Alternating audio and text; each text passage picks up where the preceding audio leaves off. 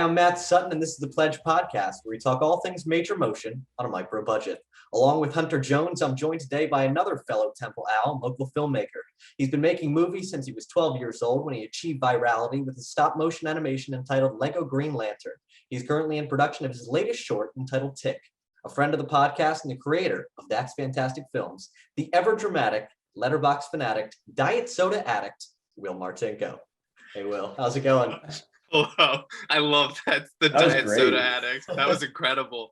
How did that diet soda addiction start? Tell us about that. I hear rumors that you consume roughly 12 liters a day. How'd that start? Wow.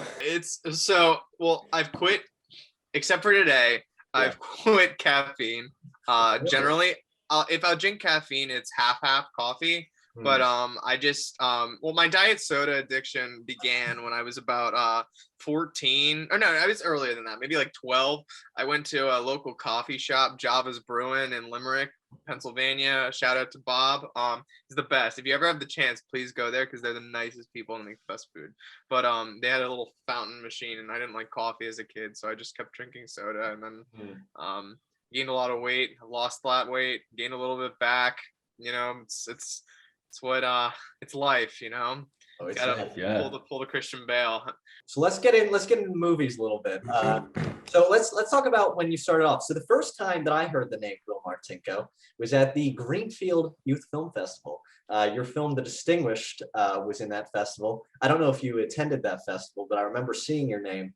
My film that year actually got banned from the festival because I made this movie where I was really into visual effects at the time. So I made this movie where this guy gets hit by a car. It was very graphic, a lot of fake blood explosions and stuff. And the founder of the festival actually emailed me. She's like, Matt, we really liked your film, but it was kind of too violent for a student film festival. So I remember in the intro clips, I saw the Distinguished. So what were kind of the first festivals that you got into and really got you kind of jazzed about making movies? So I've always done Lego stop motion movies. You mentioned Lego Green Lantern earlier in my introduction. Basically when I was younger, I just thought Lego stop motion and animation was so cool, and I loved I loved Coraline, I loved Paranorman. I loved a lot of these films, and I also loved Legos. So I had my dad's camera and I had Legos, and I just decided to make movies. So when I was in about 4th or 5th grade, I started doing the Lego stop motion, and then slowly got better at it. And then in 2012, Lego and Warner Brothers and DC all came together to create this contest where you can make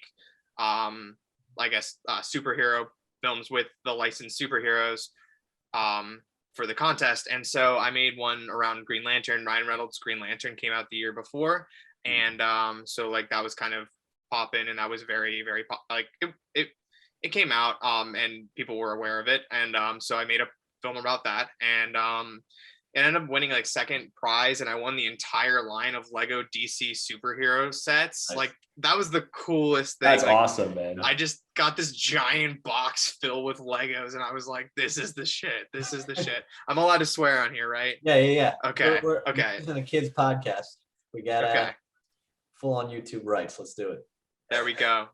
Sorry, I'll limit my swearing. I can be swear as much as you want. Do it. We'll put a little logo on you. That's fantastic. Every time you say it. Beep beep beep. Yeah, it's like the American Idol logo. Yeah. That sounds amazing. amazing as a 12-year-old though. I would have loved that. I was obsessed with Legos. So getting the entire set would have been the dream. Mm-hmm. Yeah, no, it was really cool because it was the first time I got validation that what I was going in the right direction and what I was doing was right. Or right for me. And after that, there's a website called Tongle, and it's basically you can pitch short film ideas, or you can pitch commercial ideas. And so Lego also had this line of toys called the Lego Legends of Chima sets, and they had little speeders, which were little tiny motorcycles with little animal characters on them. It was a little bizarre, but I was okay. So I bought a set of them, and they had a commercial contest running where they'd pick up 10 commercials. and they'd run them on like kids shows and stuff. And I was 14 and I made a commercial with my friend Patrick Moises, and it got picked up and it aired on like Cartoon Network and stuff, and it played multiple times. But I got some money for doing it, and again, it was another thing that solidified that I was going on the right path, and it's a lot of fun. And obviously, as you both know, making movies, like, there's nothing like it, like nothing like being on set or being with that group of people working together, collaborating. It's just, it feels right. It's like, it's kind of like performing in a way. I also have a performing arts background, and my high school performing arts was very, very, very big. And, I listened to last week's podcast, and each of you talked about your high school experiences in regards to film. Matt, it's awesome to hear that you had a great film program at your high school, because I feel like the East Coast lacks that. When I was out in LA, I hear all these high schools had film programs, and I was like, where was this? It's like, it's kind of sad that it's not on this East Coast, because again, Philadelphia, New York, like, they could be the hubs. They could be what Atlanta is right now for film, but they just aren't right now. So hopefully soon. So you went to USC for a little bit and then transferred to Temple. I didn't know that. Your film education. So what were kind of the differences in the programs that you saw? Like, what were kind of the big differences? So USC is a very business and production based program. My degree when I was there was I was working toward my BFA, and it was film and television production. Mm-hmm. So there were about 50 kids who got in my program, and I got in there. And I ended up leaving.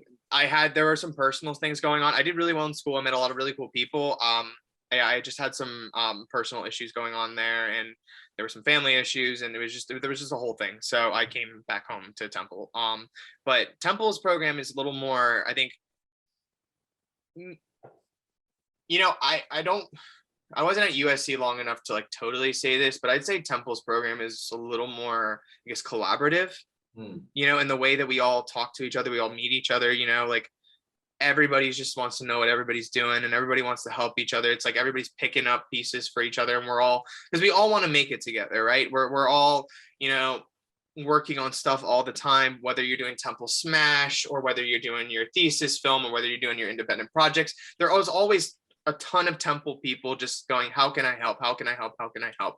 Whereas I felt like at USC, well, I mean, it definitely is more, I guess, competitive in regards to the way that their program is structured. So essentially, there's 2 thesis opportunities at USC. There's your 310, which is your junior thesis, and there's your 480, which is your senior thesis. And basically, everybody gets to make 310. So, and basically in the film and television production BFA, within your junior thesis, you get assigned to a group of 3, and the semester's 15 weeks. So for the first 5 weeks, one person's a director, one person's a producer, one person's the DP. And then that switches every 5 weeks. So everybody gets to make a thesis film. That's why the number is so limited, is because they want everybody to be able to make their thesis films in the context of this time. And from that thesis film, basically, the 70 people, 50 to 70 people by then who are in the junior thesis program have to submit pitches for the senior thesis, and about 5 to 10 get picked to make it. So there's 70 people in the program, 5 to 10 actually get to make a senior thesis. Wow. So it's a very competitive program. Yeah. And again, the Los Angeles area it's just so different from Philadelphia, in the way that it's one of the things I like to say is it's very flat. Whereas Philadelphia is almost like mountainous, there's always something going on in Philly. It's very, even through COVID, there's always something going on in Philly, and there's always something going on in LA too, but it's like, everything's a lot farther apart from each other, and it's a lot harder to kind of branch out and kind of do your thing. And I'd love to go back to LA. I think I might go to New York though. I know a lot of people up there. I know a lot of actors. I also did this project recently for this playwright. His name is David Deblinger. and Was this the one that you filmed in 2 different locations? Was that? Yes. That's, I thought so. Yeah. Yes. So I directed this, like, it's a short based off of this like short scene that this playwright wrote, and he's an acting professor at NYU, and my friend Lauren Quigley reached out to me and said, hey, we're submitting it to this online competition. We don't want to do it over Zoom. Can you help us out? And I was like, yeah, sure. When do you want to shoot? Like, I was ready to like shoot in a location. Like, I felt pretty comfortable. I don't go out much. Like, my friends don't go out much. And she was like, you know, we can shoot together, but the other actress lives in Arizona. Wow. That's a challenge. Yeah. So it was a little much. So I had to sit there like I'm kind of just trying to recollect where my thoughts were at the time. And I was like, oh, so as Matt knows, our directing, like, I guess, prep stuff that we learned in Elizabeth Stubrin and Lauren Wolkstein's classes kind of came into play, and I was able to kind of block it so that we could shoot in 2 separate rooms but make it look like one apartment. Mm-hmm. And basically I've had them both I shot my part on with Lauren on an iPhone, and then Sophia shot hers with her brother, and I was on FaceTime kind of directing him, like, as to where to put the camera and stuff. So, and he did a great job. His name was Joseph. Joseph is a king. And Sophia and Lauren are absolutely incredible. And they were so helpful in figuring it out. And so was David. David, I can't say enough good stuff about David. He taught me so much about truth in performance and truth in directing. I think that was one of the and that's another difference between USC and Temple. I'm gonna say I think Temple is a better directing program. Go to you. Yeah. So I want to transition a little bit into some of the stuff that you're working on these days. So I know Matt Connolly and you were making a project yesterday called Tick. So tell us a little bit about that. What's that project all about? So Tick is a short film about social media, and horror is my main genre. Even though I did the comedy like shorts with Julian, horror is my main genre. I love the horror movie like space in the field and what a lot of horror filmmakers do. I feel like it's one of the most creative genres in Hollywood right now. A lot of young filmmakers are getting to make their mark in horror and really getting to be creative, like especially under Blumhouse. Most of the films, Jason Blum lets the filmmakers do what they want in the context of the film, and they get to make a lot of really interesting, cool films. And same with A24.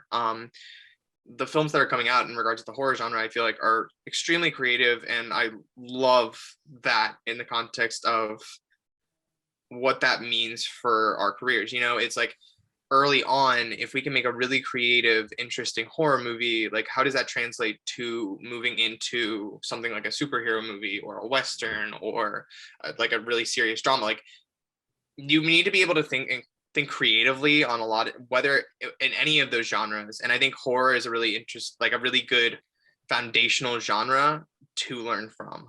So Tick, though, is it follows our lead character Allison, and she gets kind of sucked into like kind of the TikTok space, and she makes like TikToks, and she's trying to make it in the TikTok space, and to the point where she becomes obsessed. And you know, how many times have we all been on TikTok where we're scrolling, and then we look at our clock and 2 hours have gone by, and it's like, shoot, you know. I am proudly not on TikTok. Proudly, people send me them sometimes, but I don't want to get obsessed. Listen, this, like Hunter knows, Daylong is the only reason why I've made a slight re-entry into social media. I've been off social media for like 3 years. Because of that very reason. Like, it's so, in my mind, it is so easy to spend just 12 hours of your day just not even knowing it. Like you're doing work, looking down.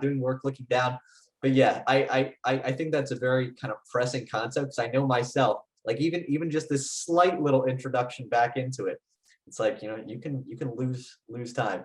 I just think that's a really scary topic. Like, we, you know, when we get the notification every Sunday on our phones, how many hours we've been on our phone every day. It's like it's so scary. the worst part of the week. Yeah. it's incredibly frightening. So I sit there and I look at it, and then most of us don't do anything. We're like, oh, that wasn't good. But then we do it again, and sometimes it's higher, and we're like, what? Like, it's just, I don't know.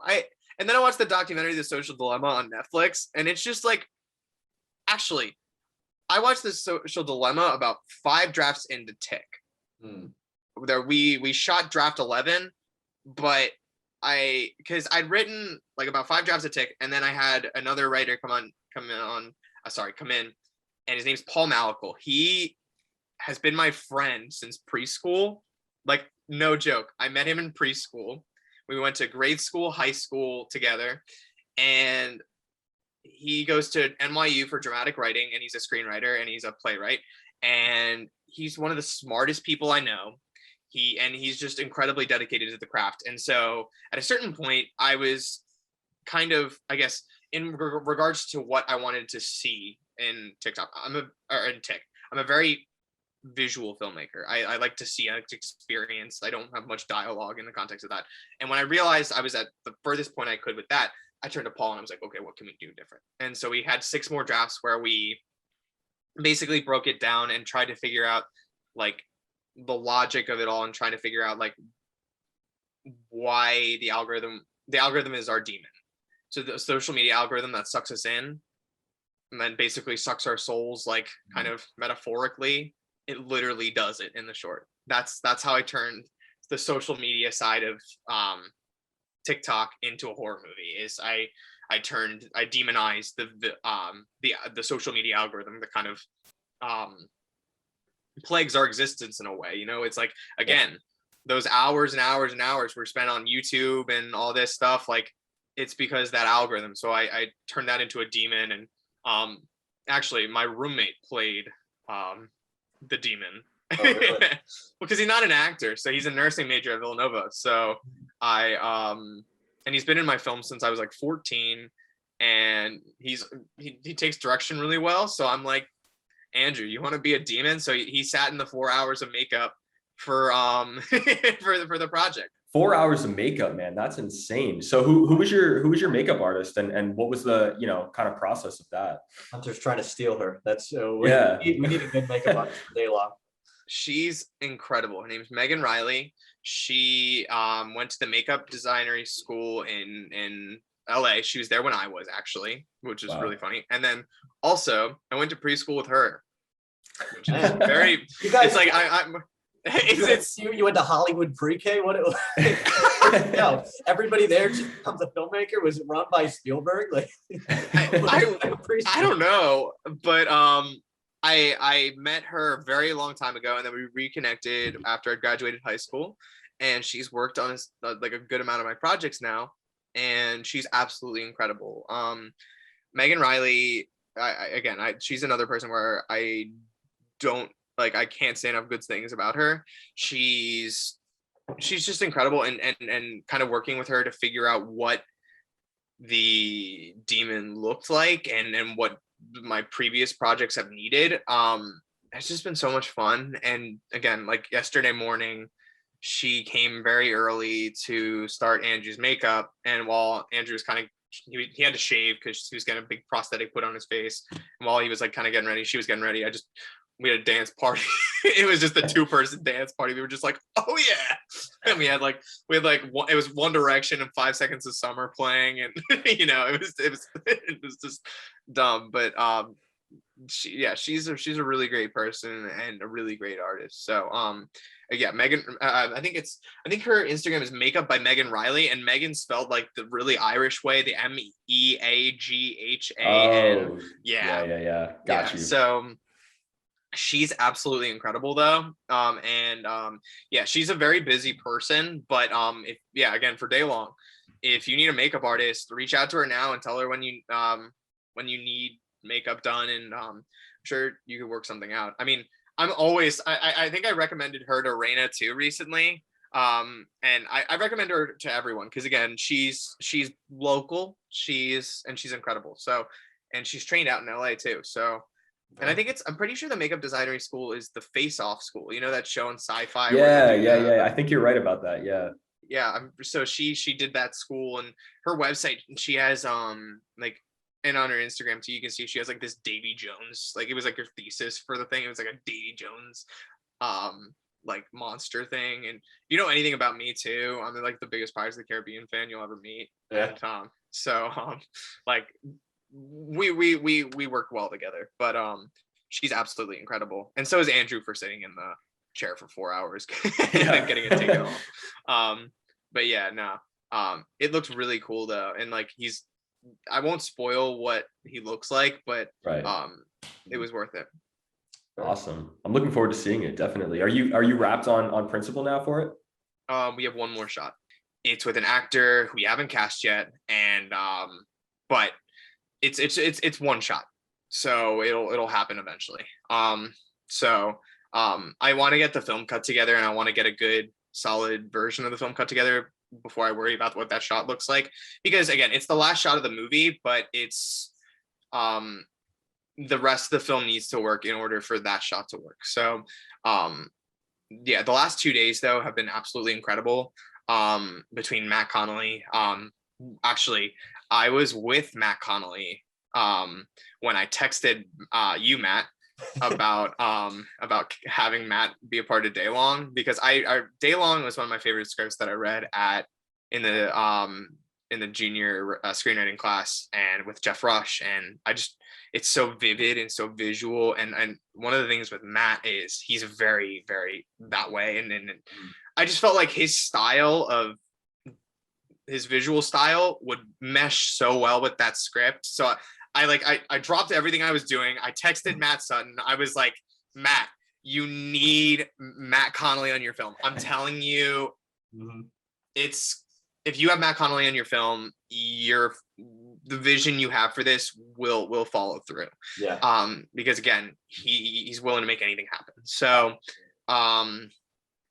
that was a great recommendation too, because I mean, we've been doing obviously a lot of pre-visualization for this film and everything, and it's really funny because everything that I've seen in my head, like I only had to give him my shot list for one scene, and then he's been just locked in terms of understanding the aesthetic that we're going for. And he was talking a little bit about this last time, how he likes to be so versatile in his different productions. And he was saying with with your films, he was saying it's a totally different style than the way he would approach it. He's very into natural lighting, kind of this naturalistic style, and he was so I think working with you has really shaped him as a cinematographer, it sounds like.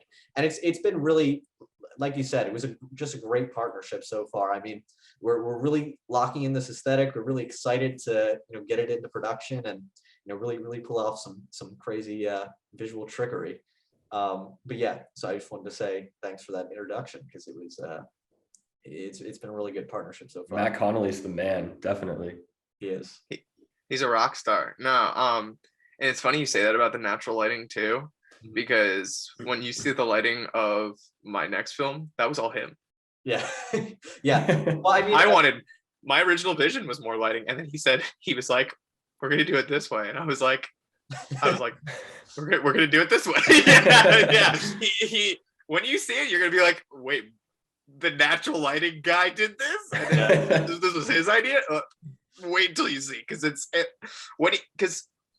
we talked about something, and he came in the day of the shoot and he said, I'm thinking of doing it this way, and he explained it to me, and I went, go for it, do it, let's do it. I was like, because the thing is, like, in the visual style of the film, Paul and I worked really for a really long time trying to lock all of the pieces of the script together and to make it make sense. And Matt was throwing out really great ideas in regards to different other visual things that we could add, but there were things that that kind of went against some of the stuff Paul and I did in the kind of writing process of the script. And what I told him was, I said, look, like, I'm happy to do a lot of these different camera movements, these different visual things, but in regards to script stuff, like, we got to lock this in. And Matt was totally cool. He was like, yeah, no, dude, I got it, don't worry. And but when we got on the set, and that was the one thing he came up with, and that I think has made the film better, because it's more defined in regards to the visual aesthetic of the film. And even though there are like bigger movements, but it's a little more intimate movie. It's basically it's basically a film about a girl's relationship with her phone. And so that is very intimate. There's not a lot of big movements for a while in the film, but in the way that he defined the lighting, yeah, it's transformed the film into something I couldn't have even imagined prior to Friday.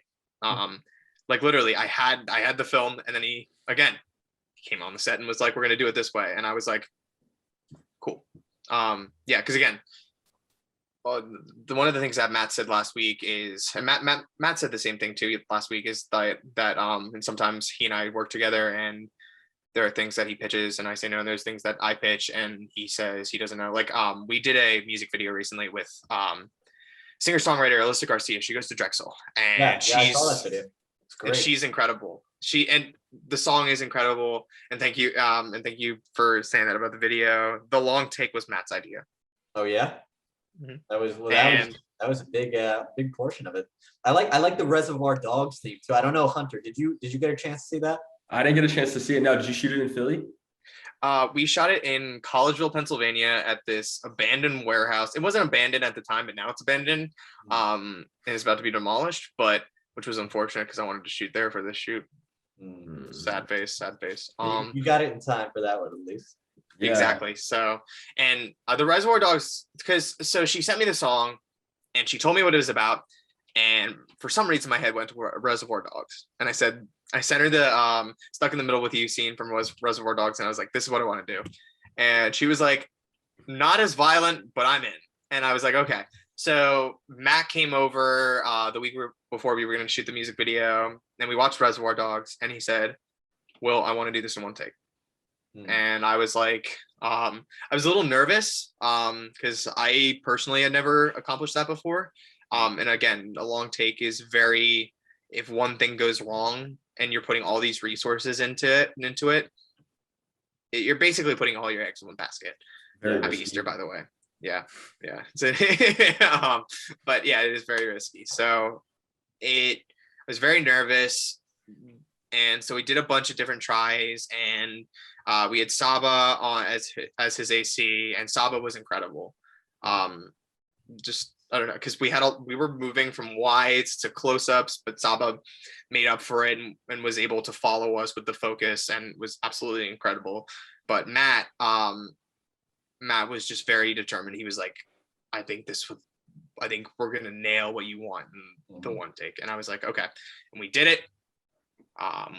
We put it together. Matt colored it, sent it back to me. I put some sound effects and little effects in, and it came out. And the video was just really well received. And yeah, I'm really glad that we did the one take too, because I think honestly it pushed me in a direction I wasn't comfortable with. That's the sure sign of a good working relationship with someone, is whether or not they can it's whether or not you can work with them in that setting, and whether or not you can push someone. If you're working with someone and they're not pushing you to do something different or to do something better, or to do something like, not like, I'm gonna say out of your comfort zone, but in like a safe way, it's like, if they're pushing you in a good way and into a good place, then that's the sign of a good working relationship. And I think Matt and I have that. Yeah. He's just the best. I think it's also good, like a system, not only pushing, but a good system of checks and balances too. Because I'm just a crazy person. So I like a lot of these shots that I pitched to Matt Conley, he's like, all right, how are we going to do that? Yeah, no, and I mean, and he's a very realistic guy too. Yeah. He's not gonna like kind of screw you over. Yeah. In regards to the logistics side, as you said, like there have been times I whenever I scout, I FaceTime Matt in and go, will this work? Like similar to how like you bring your sound guy to wherever location you go, and like, is there an echo? Is there, like, what are we gonna have to do in regards to making this sound good? Mm-hmm. And so with Matt, I had a location drop last minute on Wednesday morning. And we were shooting those scenes on Saturday. So I found another location and I went there, but they had these big floodlight windows, and we were shooting during the day and we needed to make it look like night. Mm-hmm. And it was a location I had easy access to, but I called Matt and I was like, will this work? And he straight up told me no. And that's also the good sign of a relationship, because it's like of a working relationship, because he doesn't want the project to go bad as well. He doesn't want to say, yes, we can shoot there, and then like we're on the day of the shoot and everything's going wrong. Yeah. So we found another location. It was actually Eric Campbell's house. Hunter, do you know Eric? Oh, nice. Yeah, I do. Yeah. We call him Big Yoshi on set. Please take that. If he works on Day Long, please take that into Day Long. Definitely. I'd love to get him on Day Long. He was great during the promo shoot. Mm-hmm. Oh yeah, and he was so good during the production of Tick. We actually shot at his house. His house filled in the last minute location. It was absolutely incredible. His family was so welcoming and nice, and made everybody feel at home. And that was what we needed. We needed a place that was really good. And then we shot the first day at our production designer's house, Jenna Mosey. Okay, I'm gonna have like Jenna Mosey appreciation minute really quick. Jenna Mosey is one of the absolute best people for production design.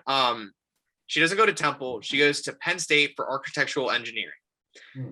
But she loves interior design, and she is just so good. And when I walked into, so basically, again, the film is about a girl's relationship with her phone. So when I walked into the bedroom that the majority of the film takes place in, Jenna blew me away. Her attention to detail was just, I don't know. It's just, I haven't seen very many people in this area accomplish what she did on the set of Tick in regards to everything that's in the bedroom, like literally from the smallest thing, like things that you won't even see in the movie. Like this, like she turned it was her bedroom. She turned her bedroom into Allison's bedroom, the main character's bedroom. And it was just it was just mind blowing. Like I walked in, I was like, okay, yes, this is our bedroom. And she worked on Cross My Heart. She's been, so I went to high school with Jenna, and Jenna and I were really close. Not preschool. Wait, what? Not preschool. Yeah, not preschool. Not preschool. No. I actually, the thing was, I went through. So today's Easter. So about an hour ago, I got to my dad. I'm in my brother's bedroom, and I'm at my dad's house, and I was showing my grandparents all the people on the crew, and I was like pointing them out. There was like a significant, like there was like a good amount of people that I went to like grade school with that were on this set. Michael Ronca is my producer. He's a actor and writing major at NYU, and he is absolutely incredible. He's got something really great coming up, and if he watches this, he knows I can't talk about it because if it doesn't happen, it's gonna be. I don't want to put it in, and I don't want to put it out there. I'll tell you guys after we're done recording, but he's got something really cool coming up. But I went to St. Eleanor's school with him.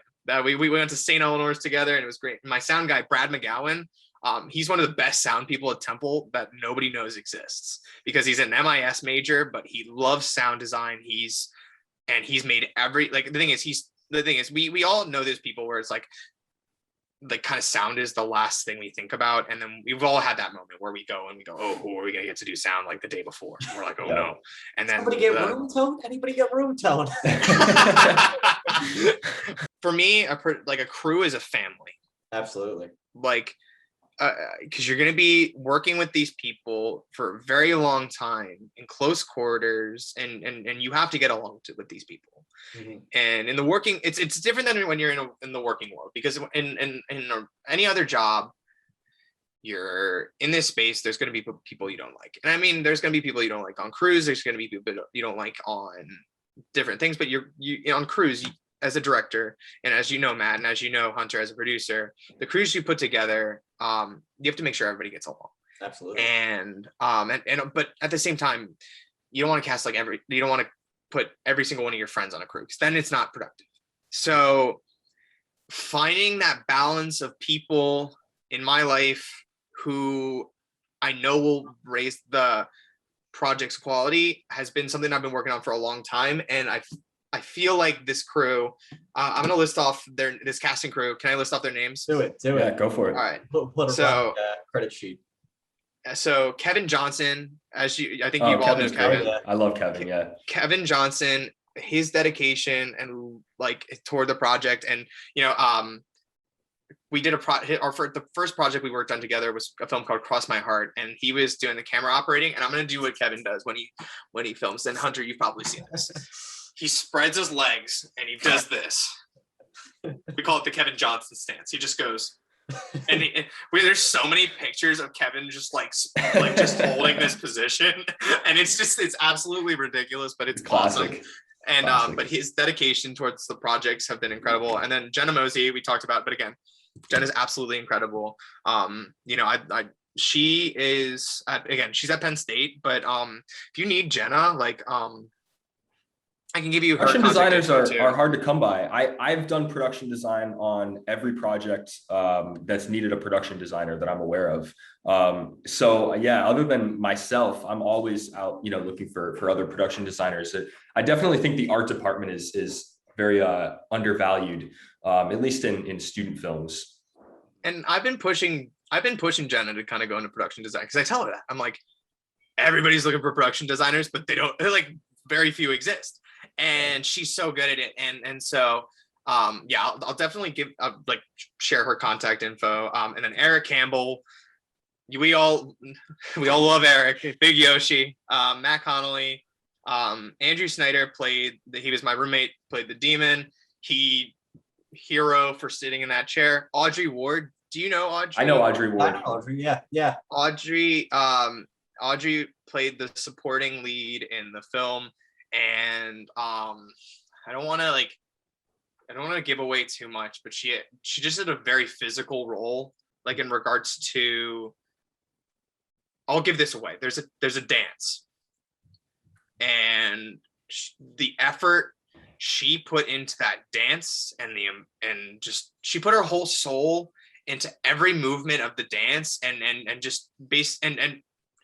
surpassed every expectation I had.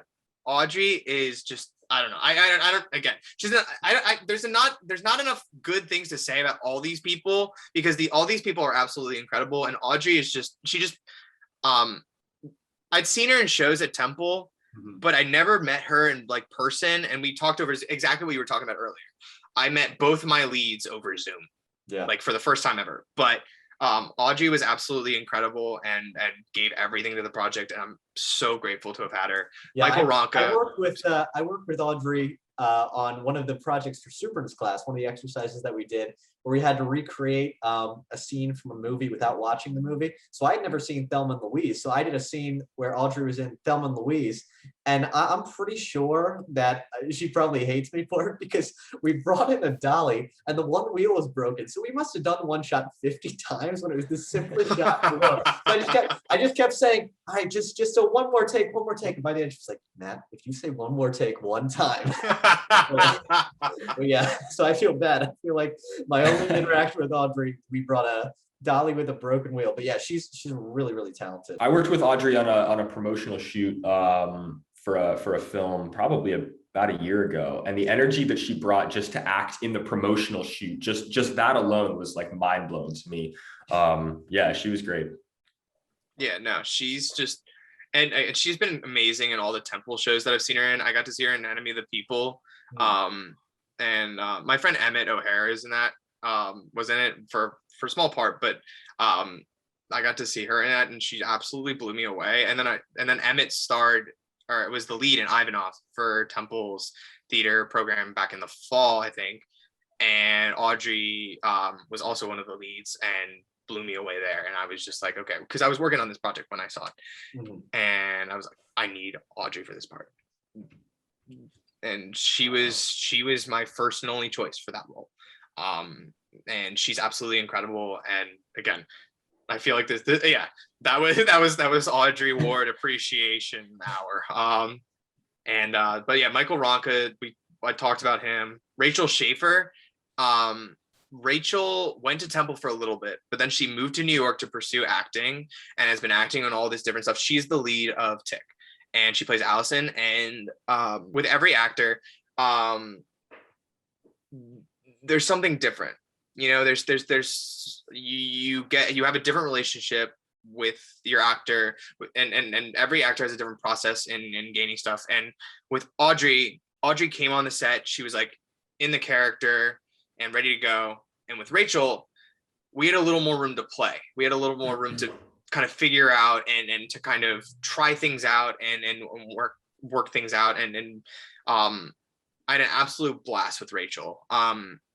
Rachel is extremely talented, and I don't know, just the ideas and the energy and just the thought process she had behind the character of Allison. Because the thing is, the script's 7 pages, and it's one night in this girl's life. And I had an early meeting with her, and I asked her, who do you think this character is? And I asked her a lot of questions about who the character was prior to the short, and her answers were just, again, surpassed my expectations. And when she came on set, it just was a very collaborative process in regards to who this character was, and putting her in the character and almost putting like myself in the character. It was just very different, and it was just an absolute blast. And again, both Rachel and Audrey, I'd love to work with them again. They're both super talented. And again, if you ever need anyone, Rachel and Audrey are absolutely incredible. And yeah, they're so good. And then Matt Santangelo was a grip on it. Matt, Matt Santangelo? Yeah. Matt? Yeah, he did the voiceover for our promo. He is the classic golden voice of the 80s. Yep. He's also in the making of. Oh yeah, that's right. I didn't know that. Very cool. Yeah.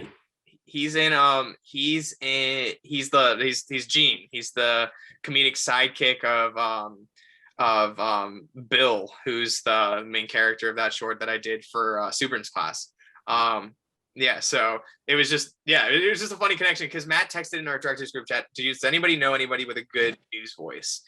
And I texted, I know the guy. And so I sent you Matt's number. Everybody's name is Matt. There's Matt Conley, Matt Sutton, Matt Santangelo. We on set we have Connolly, Sands, and then there's always a different Matt coming along. And then Alejandra Manzo. Alejandra. Matt, she was your AD. She's one person I took from you, because I don't know, the work she did on your short was absolutely incredible. And when I needed an AD, I reached out to her first. Again, she was my first choice, and she said yes, and she was excited, and she brought so much energy and so much focus to the set. And one of the things with Matt and I are good buds too, and we can get into a spot on the set where we're making jokes and stuff, and Alejandra kept us in line and kept us focused and kept us forward and ready to go. And again, she's another person I don't have enough good things to say about, because she's just absolutely incredible. And at the end of the shoot, she asked me, she was like, do you have any critiques? Do you hate me? And I was like, no, wait, what? Like, they're incredible. Like we ended early every day. We got everything we needed. We got more than we needed. And she just made everything. She was the glue that kept everything together and made things work. And I'm forever grateful. And then Megan Riley, our makeup artist. And then Allie McBride, Matt Connolly's girlfriend and dancing major at UArts, choreographed the film.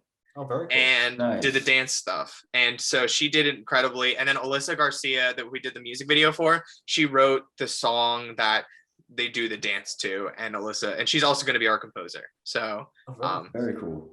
Yeah, again, I'm just plugging these people. This is the pledged plug podcast. So I have a question for both of you. So I was talking to a producer one time, and he told me, he said, Matt, with any job that you do, regardless of how much you love it, probably 90% of it is going to annoy you with logistics. But there's that 10%. And if you can find that 10%, you've landed on a job that you love. So I want to ask each one of you, just in a couple words, maybe just one word to challenge you.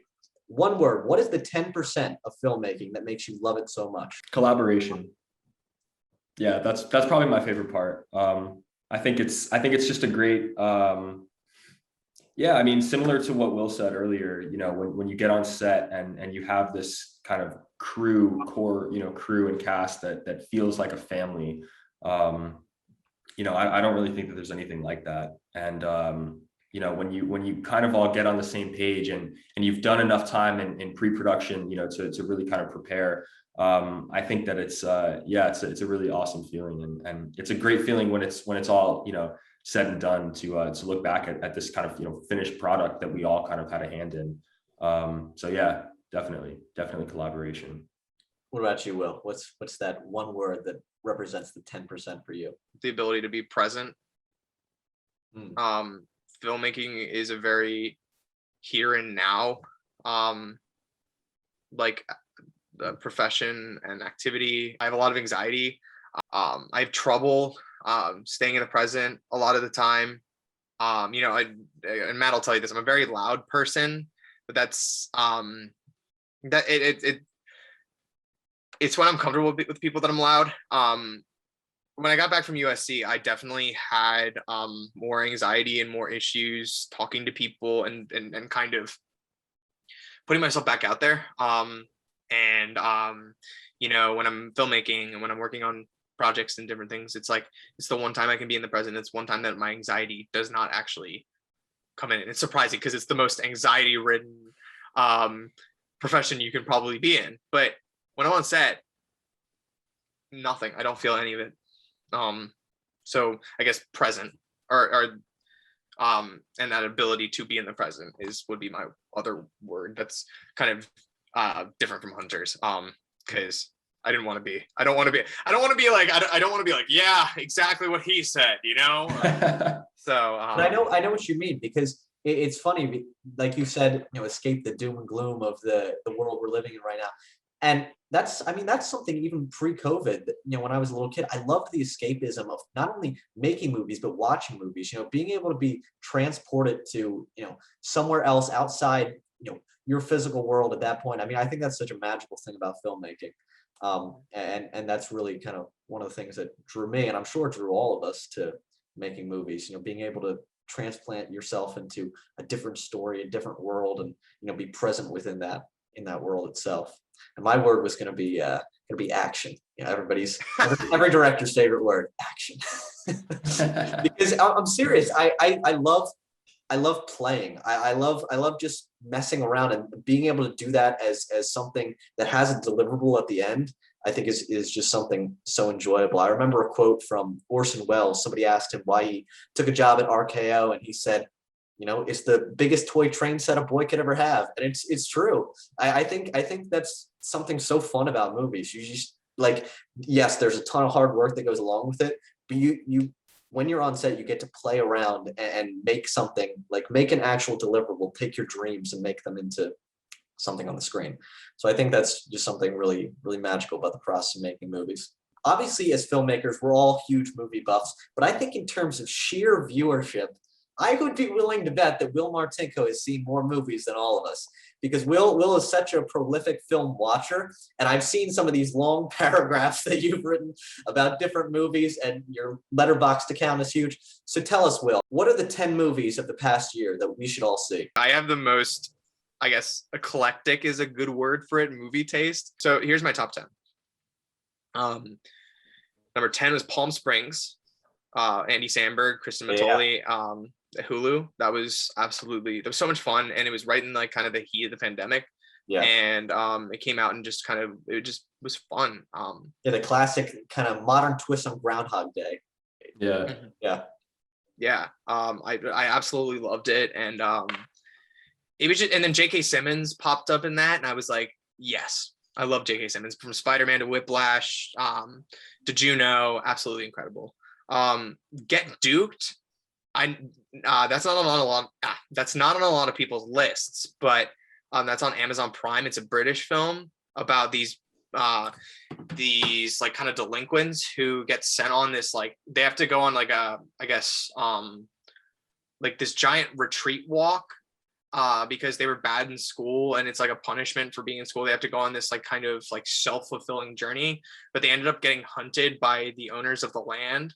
And it's absolutely incredible and so much fun. I absolutely like, I don't know, I watched it and it was just a lot of fun, and I watched it last fall. It was, and because I saw a trailer for it and I was like, this seems like it would be me, like a film for me. So I watched it and I was blown away.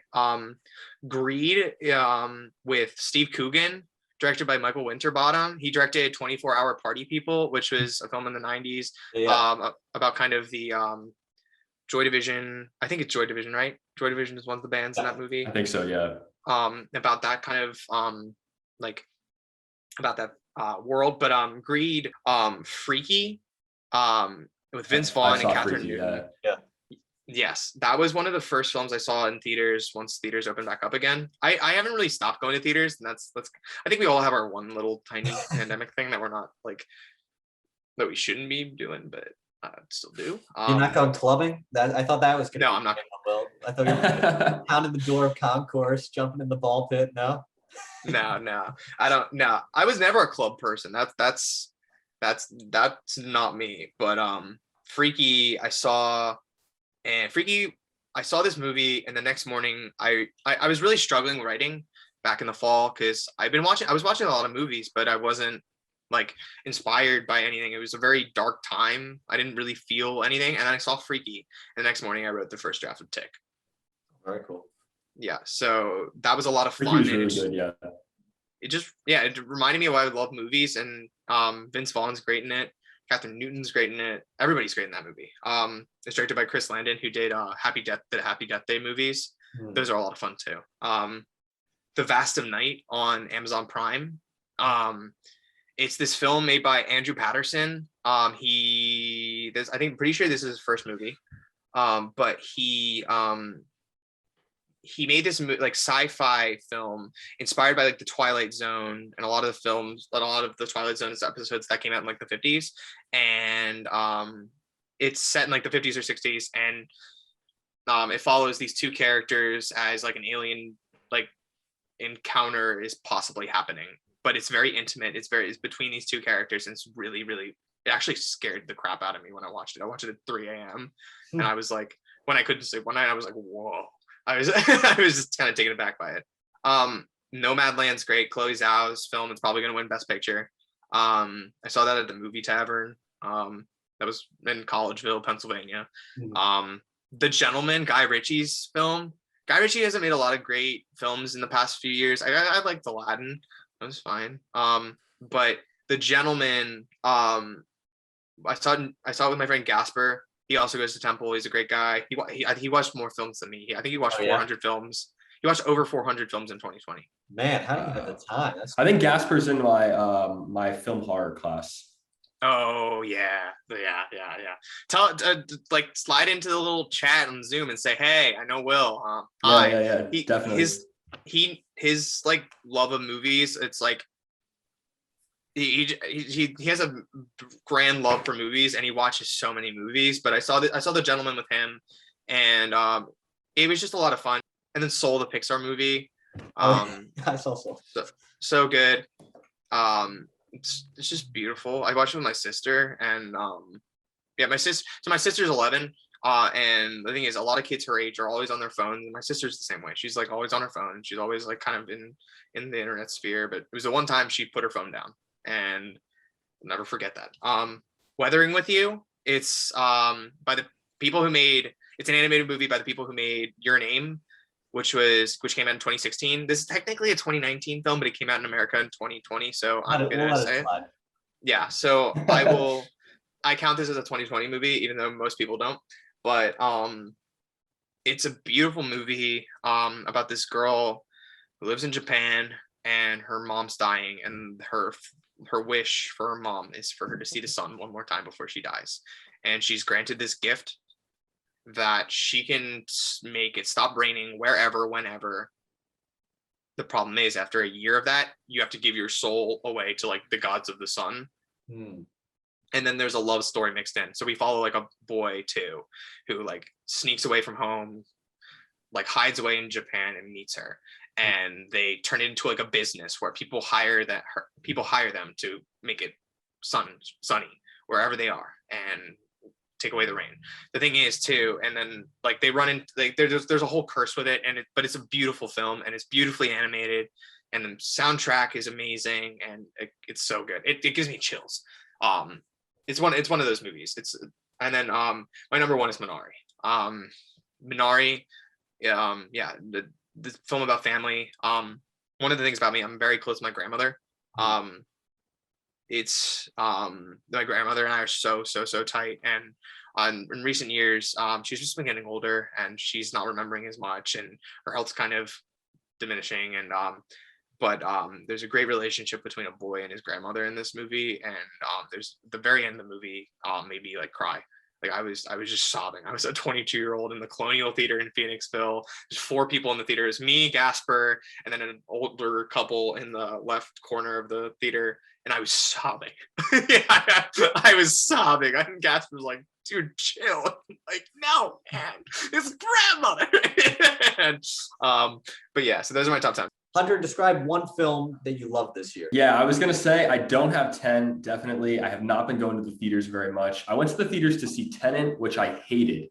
So that's my least favorite of the last year. Yeah, I guess I'll go with that as my film experience of 2020. Although I really want to see Minari. I was planning on going to see it in theaters back home in Scranton when they were open. I didn't get a chance, but I think it's available on Prime to purchase. So one of these nights, my girlfriend and I are gonna commit to it. Yeah. Please do. And I think I'm not going to say a favorite because it's always hard for me to lock down like a top favorite. But I say the one that surprised me the most that made, in that top realm was Sound of Metal, because it's so different from the style that I would direct something in. But it was glorious. It was just beautiful.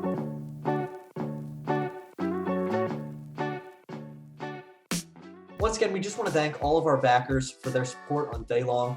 It's just so appreciated. Making a film during this time is a really crazy pursuit. We really appreciate every single one of you.